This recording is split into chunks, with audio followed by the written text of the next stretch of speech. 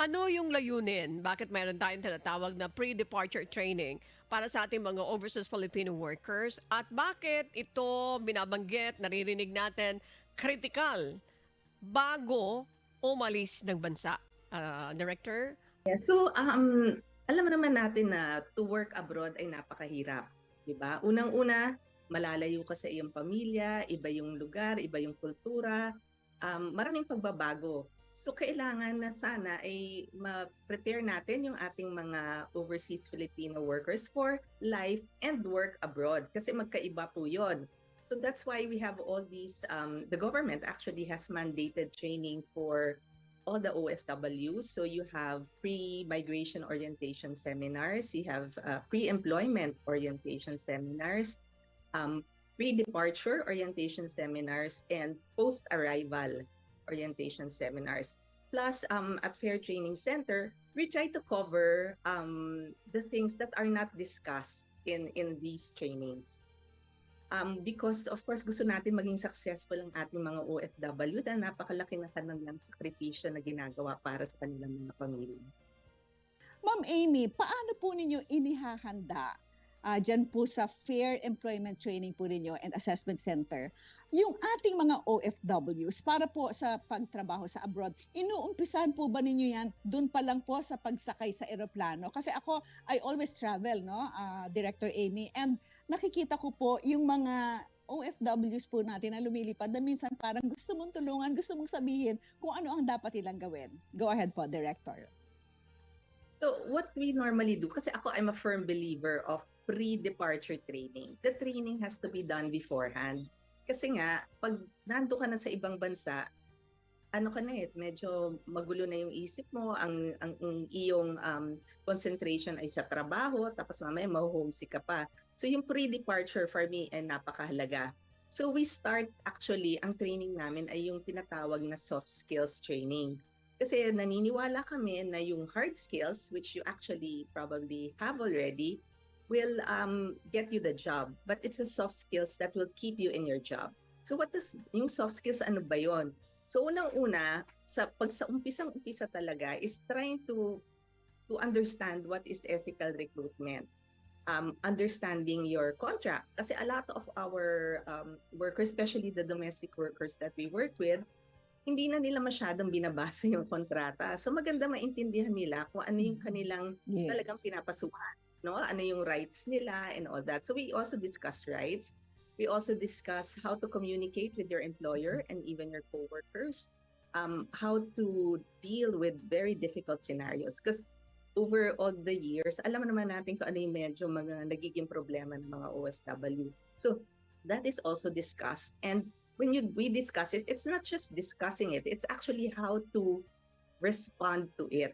Mas yun lang naman ang kaya nating makontrol, yung response natin sa mga sitwasyon na difficult.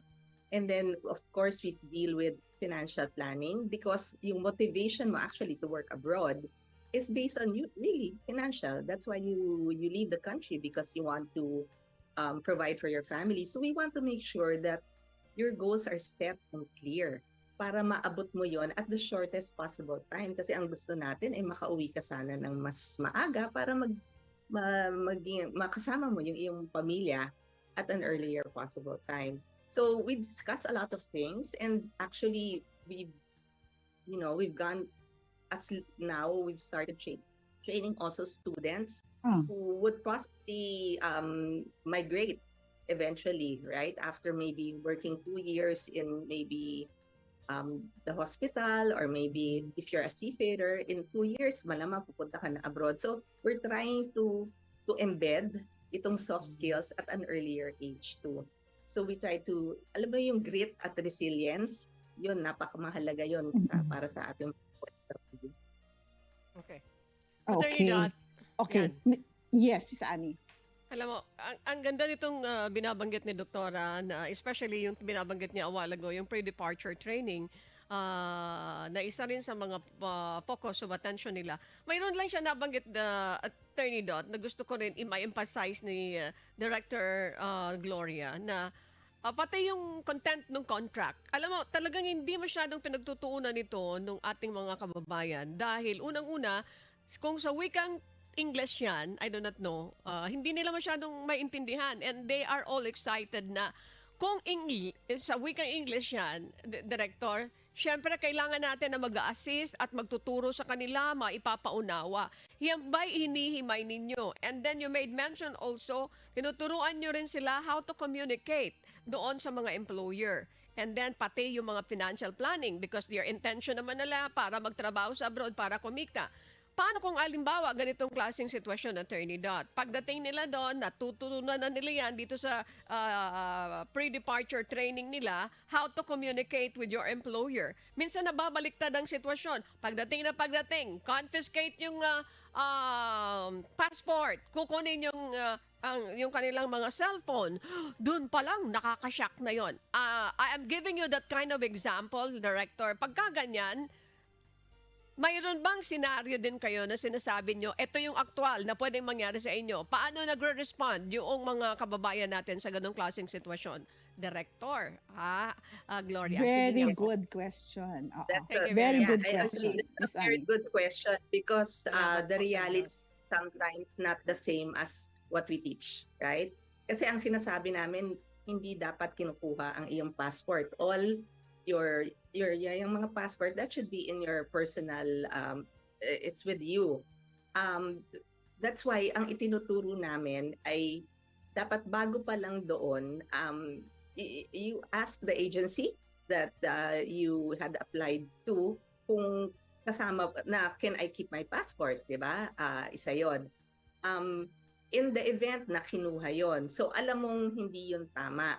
So you can actually ask.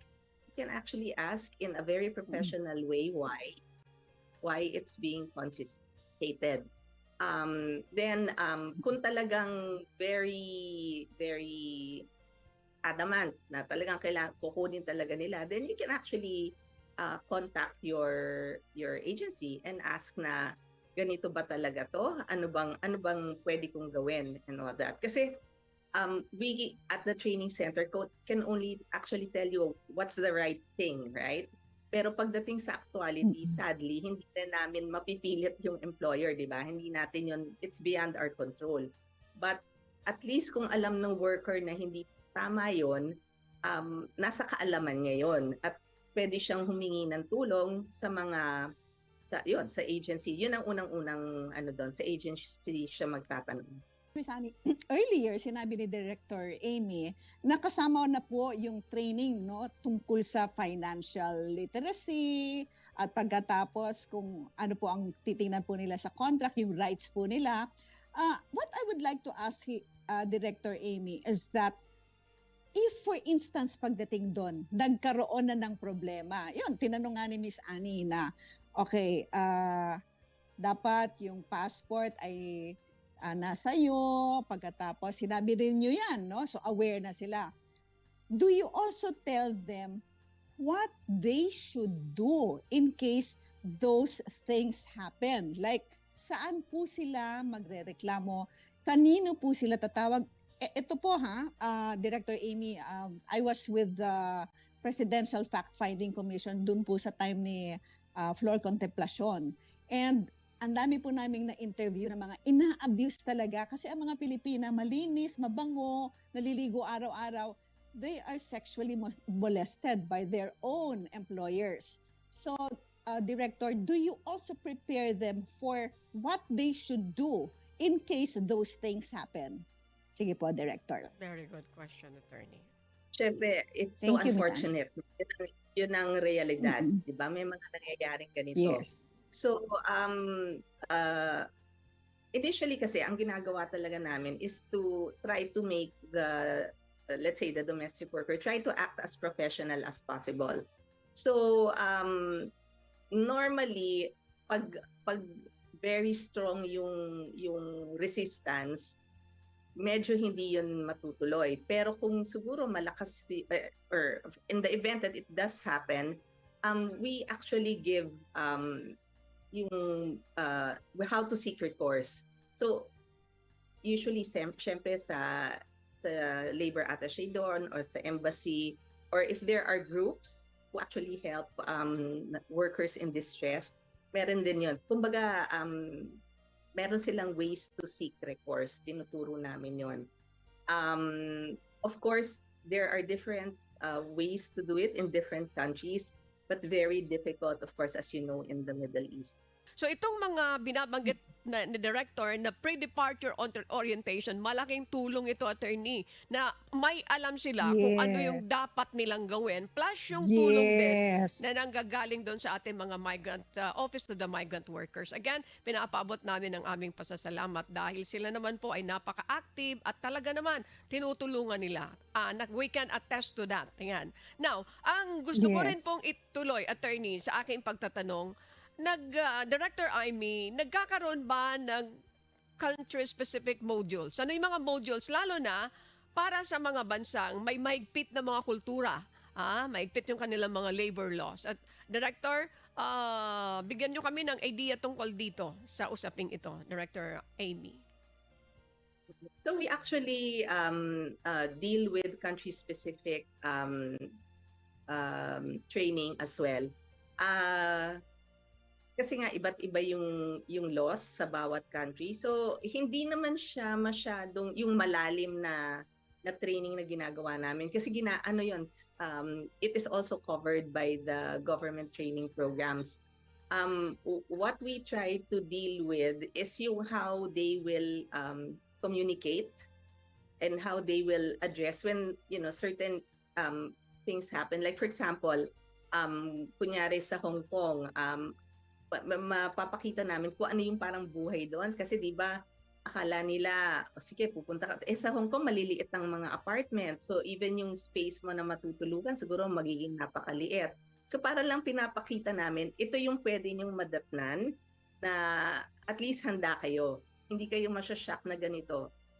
For example sa Middle East ang lalaki ng bahay tapos ang daming yung maraming taong you have to work for inside the house kasi ang lalaki ng mga bahay doon. So parang yung kulturang yon, and even Ramadan, kung ano yung implication nun sa kanila. And a host of other things that's country specific. Okay, very good. Kasi talagang iba-iba naman ang kultura sa iba't ibang mga bansa. Okay, Director Amy, sabi po ninyo kanina, pwede po silang mabigyan ng certificates, is that right? And you told us also that meron po kayong mga training na mga schools, yung mga seafarers, etc. Ano po ba ang kailangan na gawin or the process para po magkaroon ng certification from you? And ano po yung mga criteria para masabing ready to work abroad na ang isang trainee po ninyo? Okay. Yung sa amin po is supplemental training. So we issue certificates to anyone who goes through our training. For domestic workers, we do have an online training for soft skills. So yun, that's they have to good. undergo. So that's around, kasi trinay namin para mas maraming ma-reach na tao. You can take it Yes. flexible, mga 5 days to a week, and then you go through it. So we do that. For maritime students, we try to partner with schools. So last year, we had partnered with around 5 schools and trained more than 2,000 maritime students. So parang partnership yon, and then they also do a lot of it online, but there's also an in-person, may workshop yon na kasama.